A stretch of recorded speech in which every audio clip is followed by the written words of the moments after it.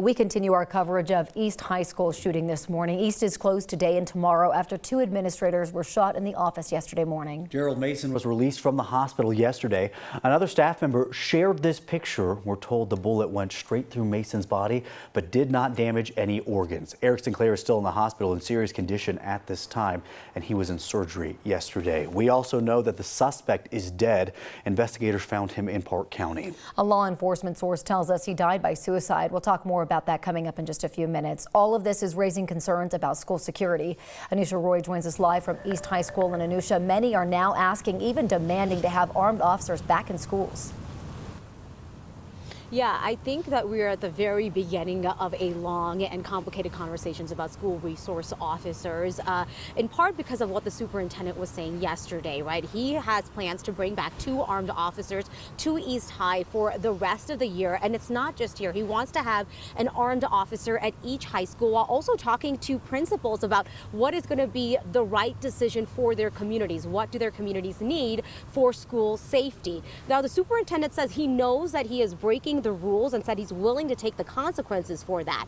That's because the school board voted to phase out DPD SROs back in 2020, saying that the system was treating minority students unfairly. But now, after yesterday, we're hearing from the school board and they are backing up the superintendent's decision to bring back armed officers. We're also hearing support from the mayor. So with the history that we just talked about, we went to John McDonnell, who is a school security expert, to talk about what DPS needs to be thinking about as they're moving forward with these changes. Then it's putting in police officers that actually like kids. Not every cop works well with kids. And so you want to find police officers that enjoy working with juveniles, working with high school students, that can add value to that environment, that provide that calm in a pretty chaotic environment right now. So I had a chance to talk to one of the board members who voted to phase out the SROs a couple of years ago. This was a few weeks ago, saying it was successful in slowly dismantling that school to prison pipeline, but that was before the shooting that happened yesterday. I think it is worth pointing out that DPS has its own security force that includes 20 armed security officers that go school to school, and then a force of unarmed security officers, including 2 who were here at East High yesterday. And now DPS said that they are assessing all options when it comes to security. There are a lot of people who are very vocal about what they want to see changing in their schools, not just parents, but students as well. I want to bring in my colleague, Brianna Fernandez, because you have been talking to families from yesterday about what they would like to see, and they are straightforward and they have ideas. Yeah, but they're very frustrated. They were angry, they were mad, and rightfully so. I mean, this is the second shooting here at East High School, and it's back to back. And when is it going to end? That's exactly what parents were saying yesterday. During that time, while we were talking to them, they were here behind the crime scene tape outside of East High School, and they were just wondering, are my kids safe? Where are they? Are they hurt?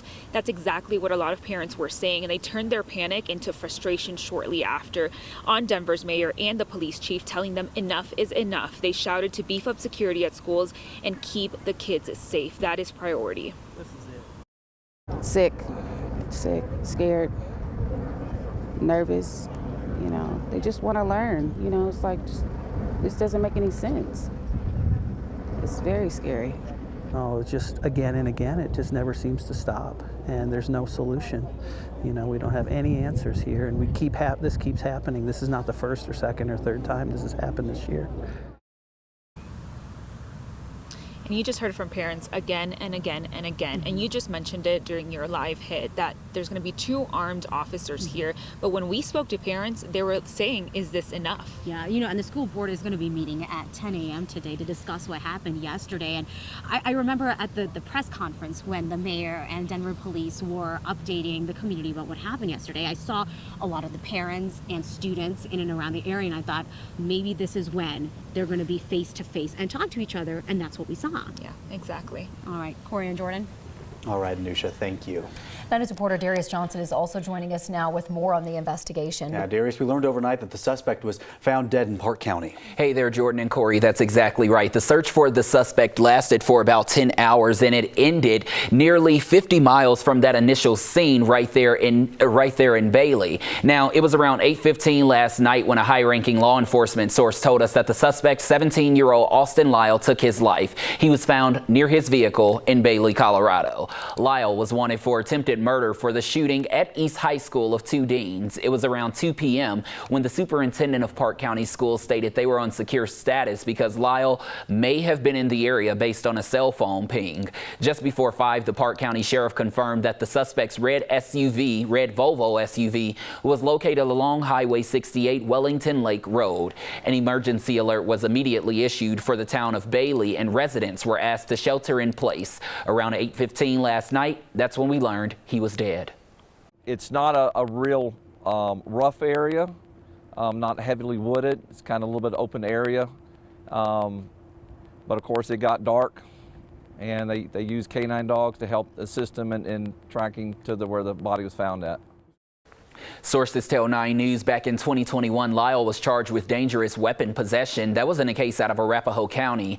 We learned the safety plan Lyle is part of within the DPS school district that requires a pat down is due to previous behavior where he was removed from Overland High School and Cherry Creek schools for, quote, violating board policy. A spokesperson for the district wouldn't go into any further details, citing laws that protect student privacy. I can tell you after the shooting on Wednesday morning, Denver police were able to obtain a search warrant for the apartment at 10th and Elizabeth in Denver. That's where the suspect is believed to live with his father. Officers were seen carrying out bags, boxes, and manila envelopes. However, it's unclear exactly what they found or what they were looking for. I think so many people were surprised that there was an agreement in the first place for this student to come in and be like a pat down every single day looking for weapons.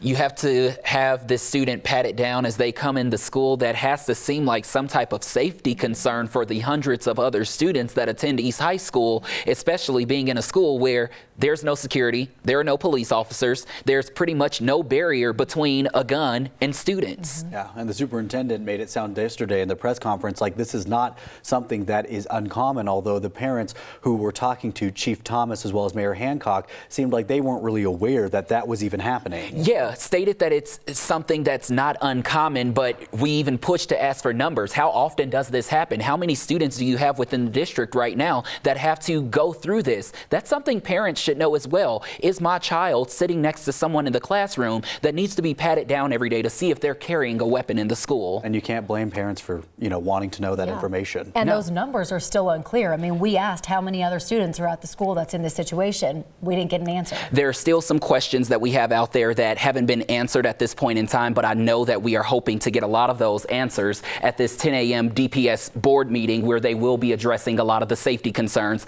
following this shooting at East High School and the other recent incidents that they've had as well. Yeah, and that will be streamed live, so anyone that wants to tune in can. Darius, thank you. Now, we know this has been a really difficult time for many people in our community.